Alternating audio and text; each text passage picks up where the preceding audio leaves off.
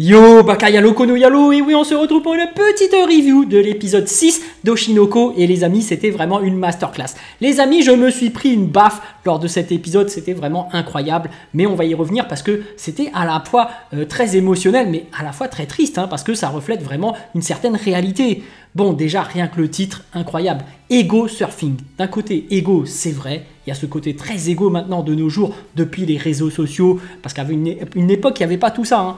Et il y a aussi ce côté surfing où tu passes énormément de temps à surfer sur Internet et finalement tu perds ton temps et même des fois tu te fais du mal à force de regarder des choses et c'est vraiment tu surfes par rapport à toi-même.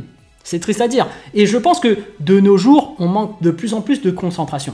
Parce qu'il arrive très souvent qu'on est sur Internet, qu'on surfe par exemple sur des applications mobiles, sur TikTok, qu'on perd du temps, on est en train de swiper des trucs. Et finalement, tu te rends compte qu'au bout d'un moment, tu as perdu du temps à ne rien faire, à surfer, et c'est encore pire quand tu es créateur de contenu. Par exemple, moi, en l'occurrence, c'est l'exemple parfait. En vrai, je perds énormément de temps sur Internet à regarder les vidéos des autres, tout simplement parce qu'ils parlent des sujets que j'adore. Mais voilà, j'adore ça, et quand j'y suis, au final, je me rends compte très souvent que je perds du temps, et qu'au lieu de regarder les autres, je ferais mieux de créer moi-même des contenus. Et dans l'épisode, c'est ça aussi qui s'est passé. C'est que la personne, finalement, il a un manager. Moi, j'en ai pas. C'est ça l'un des gros avantages. Mais la fille là qu'on a vue dans l'épisode et qui finalement se mettait une certaine pression parce qu'elle a entendu son manager dire « Mais attends, elle fait rien du tout, elle nous fait perdre de l'argent et tout », j'imagine que tu as des créateurs de contenu qui ont des managers et qui leur mettent vraiment la pression. « Ouais, vas-y, crée une vidéo, vas-y, crée ça, tu dois faire un tel rythme, une vidéo par semaine ou autre. » Et tu te dis que ces gens-là, c'est compliqué pour eux. Parce que finalement, est-ce qu'ils peuvent vraiment être eux-mêmes? Moi, j'ai l'avantage, la chance d'être à mon compte et de vivre d'autres choses parce que je travaille à côté. D'un autre côté, voilà, c'est pas mon job principal, hein, créateur de contenu, youtubeur, même si ça rapporte un peu d'argent. Mais moi, j'ai un job, j'ai autre chose. Et franchement, vaut mieux que ce soit comme ça parce que ça te permet de te détacher de ta fonction de youtubeur. Moi, je prends moi, par exemple, quand il y a des tweets, et on a vu dans l'épisode que, effectivement, Twitter est un véritable réseau social démoniaque où les gens peuvent s'exprimer et tant mieux, mais tu as vraiment des gens qui n'hésitent pas à venir t'insulter, à te critiquer. Et c'est une bonne chose en vrai, hein, de recevoir des critiques parce que des fois, il y a des critiques constructives. Attention, toutes les critiques ne sont pas mauvaises à prendre. Bon, évidemment, il y en a certaines qui sont très mauvaises à prendre, qu'il ne faut pas prendre. Et d'ailleurs, je pense que quand tu es youtubeur, créateur de contenu ou même acteur ou je sais pas quoi là, il y a une certaine santé mentale à conserver. Il faut savoir se détacher des réseaux et pouvoir vivre une autre vie, finalement, détachée de tout ça. Mais d'un autre côté, en réalité, comme ils le disent dans cet épisode-là, quand tu fais de la télé-réalité, ou même moi, par exemple, quand je fais des vidéos YouTube, finalement, c'est une partie de moi que je vous livre. Je suis authentique. Je vous partage ma passion, je m'exprime par rapport à mon ressenti. C'est le vrai moi qui me retrouve derrière l'écran. Donc, d'un autre côté, on reste nous-mêmes et c'est ça aussi, on vous livre un peu nos faiblesses. Parce qu'il y en a certains qui se mettent à craquer, qui se mettent à pleurer, qui s'expriment, qui sont heureux de joie.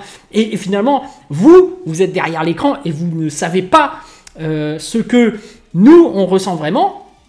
Vous voyez ce qu'on ressent et c'est une réalité et c'est vraiment ce qu'on ressent. Mais vous ne savez pas ce qui se passe derrière. Et quand tu as des gens qui reçoivent des insultes, des critiques, etc., des fois, ils peuvent être blessés. Et vous ne savez pas cette partie-là derrière l'écran. Parce que la personne, quand elle éteint son ordinateur, peut-être qu'après, elle est touchée par rapport à ce que vous avez dit. Et c'est ce qui se passe dans cet épisode. Il y a cette fille qui est complètement bouleversée par les critiques, les mecs, ouais, ça sert à rien, etc., etc. Et ça, tu ne le vois pas. Et c'est aussi le défaut des créateurs de contenu. Même moi, j'en fais partie. Hein. C'est que tu reçois des critiques. Et que quand tu reçois des mauvaises critiques, des insultes et tout, tu te focalises que sur ça. Alors que quand tu prends du retrait, par exemple, moi c'est ce que je fais, et que j'essaie de lire tous les commentaires que je reçois, la majorité reste quand même positive. Alors oui, il se peut que je fasse une dinguerie, que tout d'un coup, ça devient que des commentaires négatifs. J'en sais rien en fait, parce qu'il y a des gens qui subissent bien pire. Moi, j'ai pas tant de haters que ça. En plus, je suis tout petit. J'imagine vraiment quelqu'un de plus haut, tu vois, qui reçoit vraiment beaucoup d'insultes et c'est très compliqué pour eux. Et ces gens-là, déjà que tu te focalises sur le peu de messages négatifs que tu as, mais en plus, si ce nombre-là est augmenté par rapport à ta popularité, parce que c'est un multiplicateur, hein, la popularité, bah finalement, ça devient beaucoup plus dur. Et aussi, il faut bien remarquer quelque chose par rapport à cet épisode, Internet n'oublie pas. Bon, je pense effectivement à Sardoche, ou même à Norman fait des vidéos, et effectivement, hein, je n'ai pas la preuve de ce qu'ils ont fait. Et d'ailleurs, de ce que j'ai compris, Sardoche n'a rien fait de spécial, hein, parce que c'était en toute légalité. Voilà, il était en fait avec une mineure, et la mineure était consentante, donc d'un point de vue légal, bon, ça se passait bien, etc. Entre eux, il n'y avait aucune, voilà, il y avait aucune plainte, il n'y avait aucun problème, tout s'est bien passé. Et il y a des gens sur Internet, bah voilà, qui n'oublient pas et qui interprètent et qui direct sont allés le stalker, ils sont allés l'insulter, ils sont allés de faire plein de choses par rapport à Sardoche. Et tu te dis, c'est ça aussi Internet, c'est ça Twitter, c'est-à-dire qu'au moindre faux pas, eh ben les gens peuvent venir et t'attraper par le col et ils te lâchent pas jusqu'à la fin de tes jours. Et ça, c'est assez con, hein, parce que t'as des gens qui évoluent dans la vie. Bah, il arrive à tout le monde de faire des erreurs. Bon, évidemment, il y a des erreurs qui sont impardonnables, je suis tout à fait d'accord, et en réalité, c'est pas aux internautes de jouer à la justice, hein. Franchement, quand c'est ce genre de problème, faut savoir qu'il y a des lois, et qu'il y a une certaine justice en France, et qu'il y a la police, il y a des gens qui sont faits pour ça, et il faut pas hésiter à solliciter ces personnes-là pour qu'ils fassent leur boulot. Tout simplement. Et c'est pour ça que moi aussi, dans les réseaux sociaux et tout, bah, je dévoile jamais ma vie privée. J'essaye, plus ou moins. Mais voilà, en fait, je me constitue quand même une coquille. Mais rien que le fait de s'exprimer sur Internet et de commenter tes vidéos, de tes épisodes, de tes chapitres, etc., bah, tu te livres en fait, parce que ça reste quand même toi-même. Alors, il y a des gens qui jouent un rôle et qui ne sont pas eux-mêmes. Et c'est eux, en fait, que c'est encore plus compliqué, parce que ta santé mentale prend hyper cher si t'es pas toi-même de base. Et voilà, c'est vraiment la montée mentale, elle joue énormément quand tu es dans les réseaux sociaux, et je dirais même quand tu es ailleurs, hein, parce que quand tu es dans ton boulot ou autre, il faut que, avant même, en tant que créateur de contenu, ou même acteur, ou un autre métier, quand tu arrives dans ton boulot, il faut que dans ta vie privée, ça se passe bien et que ça impacte pas, ça se répertorie pas sur l'extérieur, tu vois. Il faut déjà qu'en intérieur de toi-même, tu sois en accord avec tes valeurs, avec tes amis, avec ta famille, avec tout ce qu'il y a autour de toi. Et tu sais que si ça va mal, il vaut mieux pas aller vers d'autres choses. Bon, des fois, tu n'as pas le choix. Hein. Quand tu dois aller travailler, tu essayes de faire abstraction et tout. Mais je veux dire, je sais pas, quand par exemple, tu as un décès d'un proche de ta famille ou autre, tu sens que ça impacte forcément, tu vois. Et je reviens par rapport au milieu des influenceurs finalement, et même par rapport à la télé-réalité, parce qu'apparemment, ils sont plus ou moins eux-mêmes, et tu te rends compte que au final, entre collègues, il y a une sorte de solidarité. Parce que tu vois qu'il y a quelqu'un qui est mal, tu vois que la fille là, dans l'histoire, elle a fait une erreur, elle a blessé à la joue l'autre actrice, et que finalement, elle a commencé à culpabiliser et l'autre a tout de suite compris et lui a apporté le soutien. Et ça, c'est un truc qui arrive énormément dans le milieu d'Internet et énormément même dans la création de contenu chez YouTube, etc. Moi, je le vois très bien dans ma chaîne. Hein. Par exemple, je sais pas, moi, Mademoiselle Soso, une autre influenceuse, elle prend très cher. Elle a beaucoup de haters. Et tu vois, même si elle ne connaît même pas qui je suis, bah, tu ne peux pas t'empêcher d'être solidaire envers cette personne. Parce que malgré tout, chaque créateur de contenu reste quelqu'un de droit, d'honnête, de sympa, de cool et d'empathique. Et tu as quand même envie d'aider. Et même au fond de toi, tu as peur que ça t'arrive. Donc du coup, tu te dis, bon, il faut qu'on reste tous solidaires entre nous. Comme ça, bah, dès que ça m'arrivera, également, les autres pourront m'aider. Et ça, c'est très bien aussi, hein, parce que voilà, c'est un métier très dur, mine de rien. Et bon, moi, c'est pas un métier, effectivement, c'est plus une passion. Et d'ailleurs, on peut faire les deux, hein, évidemment. Mais tu vois que, par exemple, qu'il y a beaucoup de haters, et ces gens-là, tu as quand même du mal à comprendre pourquoi ils ont une telle haine envers une personne, tu vois. Et d'un autre côté, tu te dis, des fois, Quand ils te donnent leur explication, tu peux parvenir à les écouter, à les entendre et à les comprendre. Parce que moi, c'est un truc que j'essaie quand même de faire, tu vois. Alors, effectivement, faut se dire dans sa tête, en tant que créateur de contenu, tu ne peux pas satisfaire tout le monde. Et c'est ça le problème, hein. Quand tu as une foule de haters qui te détestent et qui t'insultent et qui te menacent de mort ou autre, bah tu prends tellement cher parce que toi-même tu sais que tu es égoïste en fait. Moi aussi je le suis, hein. Tu es égoïste et t'aimerais te faire aimer de tout le monde. Donc tu essaies d'aller vers l'autre et d'essayer de le comprendre. Et il y en a qui ont passé le cap. Moi, je n'ai pas encore passé le cap de me dire non, mais lui, c'est un déchet, je l'écoute pas, c'est terminé. Non, moi, je suis encore en mode peut-être qu'on peut essayer de le comprendre. Peut-être que moi-même, si je l'écoute et que ce qu'il dit est pertinent, donc peut-être que moi-même, je pourrais changer pour essayer de lui faire plaisir. Tu vois, il y a pas mal de petits trucs comme ça qui, mine de rien, prise de tête et ça te fait travailler. Et tu voyais que c'était ça aussi la personne dans cet épisode d'Oshinoko, épisode 6, à la fin. Il se disait, j'en ai marre de réfléchir, je passe le cap, je saute, je me suicide. Tu vois. Et mine de rien, quand ça te tracasse trop la tête, c'est ta santé mentale qui prend. Et c'est chaud, surtout quand c'est du négatif. Parce que forcément, quand c'est positif, là, forcément, quand tout le monde t'acclame, bravo, t'as fait un truc exceptionnel, c'est magnifique. Et c'est ça aussi, hein, finalement, quand tu regardes tes commentaires dans les réseaux sociaux et tout, mine de rien, moi, j'essaie de faire vachement attention aux gens qui reviennent très souvent et qui te font des avis positifs. Faut vraiment se focaliser sur le positif. Hein.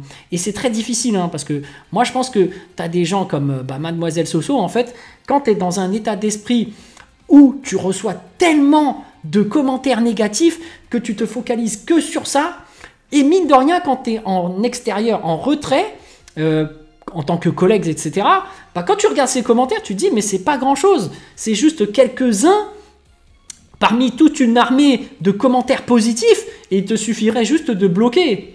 Et c'est ce que je me dis tout le temps en fait. C'est que en réalité, les réseaux sociaux, les Twitter, les commentaires YouTube, etc., si jamais il y a trop de gens qui te prennent la tête, il me suffit de déconnecter. Il me suffit de quitter, c'est pas grave, tu les lis pas, tu laisses tomber. Moi, c'est le premier truc que je me dis. Hein. Bon, et c'est ça aussi l'avantage, je pense, d'être à son compte déjà. Enfin, forcément, mais de ne pas avoir de manager, tu vois. De se dire, le manager qui me met la pression parce que lui, il attend des chiffres, donc tu es dépendant de quelqu'un. Moi, il n'y a pas de dépendance déjà, donc je peux du jour au lendemain dire j'arrête, c'est purement moi qui assume et qui prendrai les responsabilités. Et d'un autre côté aussi, j'ai un boulot derrière. J'ai ma vie, une autre vie derrière, et c'est pour ça que je consacre énormément de temps aussi pour eux, et que dès qu'ils me proposent une sortie ou un autre truc, etc., je dis tout de suite oui, hein. Je me dis bon tant pis pour mes vidéos, c'est pas grave si je prends un peu de retard, même si on va pas se mentir, quand tu es créateur de contenu, tu as envie que ça marche, tu as cette envie de vue, et c'est ce côté dopamine qui te fait avancer finalement. Et c'est ça le problème, en réalité, de notre ère, hein, comme je le disais, de maintenant, des réseaux sociaux, etc. C'est que même si tu n'es pas créateur de contenu, quand tu vas sur TikTok, quand tu vas sur YouTube, quand tu vas sur Twitch, quand tu vas regarder un truc, tu as une libération de dopamine. Tu prends ce certain plaisir à aller sur cette plateforme, ou même en tant que créateur, tu vois tes stats monter. On est vraiment centré sur nous-mêmes. Tu as ce côté égo et tu as ce côté dopamine, côté plaisir que tu as et que tu en demandes tout le temps. Et finalement, tu deviens dépendant de cette alimentation de dopamine. Et quand il n'y a plus rien, tu recherches toujours cette dopamine. Tu es toujours dépendant. Vous savez, c'est un peu comme les alcooliques, ceux qui ne peuvent pas s'empêcher de boire parce qu'ils prennent du plaisir à boire et qu'au bout d'un moment, à force d'en boire et de prendre du plaisir, tu deviens dépendant, tu trembles et ça devient un calvaire. Et c'est ça aussi chez certaines personnes créateurs de contenu. C'est qu'ils sont tellement à fond sur leur activité, sur leurs stats, sur le fait de vouloir monter, etc., que ils en deviennent dépendants. Et ça en devient un calvaire. Ils peuvent plus s'arrêter, ils deviennent tellement perfectionnistes à fond. Et en réalité, c'est ça aussi avec l'expérience, c'est que tu dis, au final, parfois, il suffit juste de prendre son temps, d'être plus performant, efficient, parce que c'est l'efficacité en travaillant moins, et ça marche mieux en fait. Parce que mine de rien, un mec qui met une vidéo par jour, le rythme peut être trop intensif. Et il suffirait tout simplement de faire juste une vidéo par semaine pour que ça marche mieux, tu vois. Même si, en termes de logique, tu pourrais te dire en tant que créateur de contenu, ouais, mais c'est bizarre, tu vois. Normalement, 1 par jour, c'est ce qui marcherait le mieux. Plus j'en fais, mieux c'est. En fait, non. il y a un juste milieu, tu vois. C'est pas parce que, je prends une métaphore, c'est pas parce que tu mets enceinte ta femme, tu vois, que l'enfant, tu pourras l'avoir plus vite en ayant 2 mecs, tu vois, ou en rajoutant un 3e mec ou 4e mec, je sais pas, tu vois, la référence, tu vois.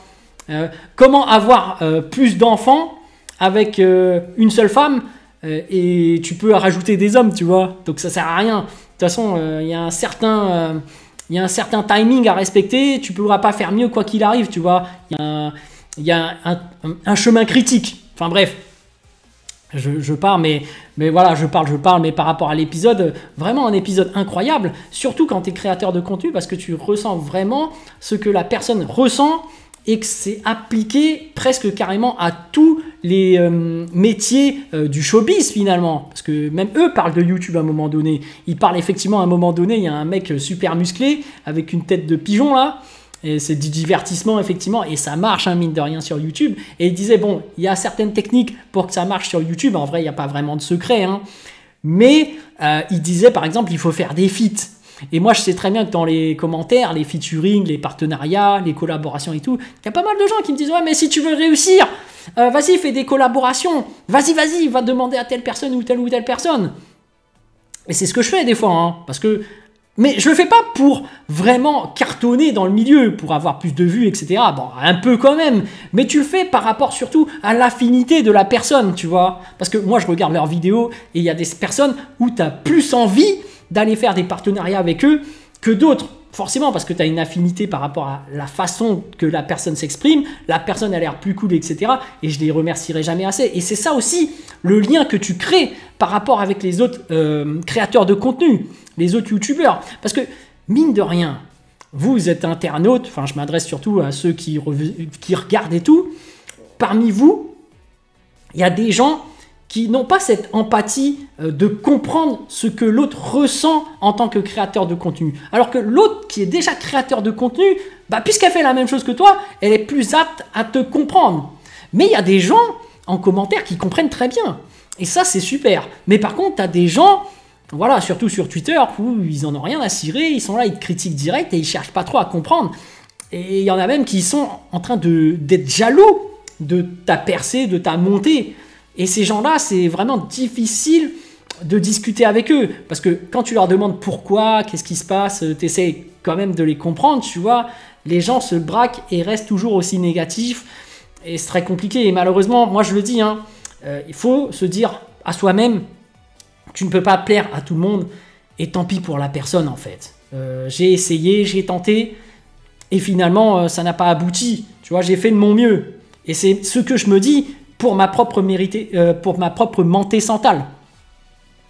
santé mentale, putain, à chaque fois je confonds les deux, je sais pas pourquoi, santé mentale. Donc, oui, il y a toute une difficulté derrière les réseaux sociaux en tant que créateur de contenu et même en tant que visionneur. Hein. Et finalement, il y a un truc aussi qui est impressionnant en tant que créateur de contenu, c'est que, en fait, tes amis d'avant, parce que les meilleurs amis, franchement, c'est ceux que tu as au tout début, hein, ce que tu te fais à l'école, lorsque tu as au passé.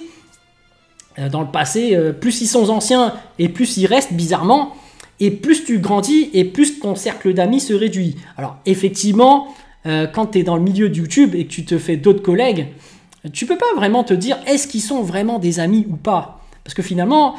tu as cet aspect voilà, public, et dans le public, et c'est différent du privé, et pourtant on sait que dans le public on est nous-mêmes, donc ça fait qu'en réalité on est quand même potes, tu vois. Moi je le considère vraiment, mais il y en a certains qui vont quand même mettre cette coquille de sécurité et se dire non, ça c'est les réseaux sociaux, restons éloignés tout de même, gardons cette barrière pour notre santé mentale. Bref. Moi je me souviendrai toujours et c'est pour ça que je les considère vraiment comme des amis hein, finalement certains youtubeurs, parce que moi je suis vraiment là pour partager ma passion et de discuter avec des potes comme si on était des potes hein, tout simplement.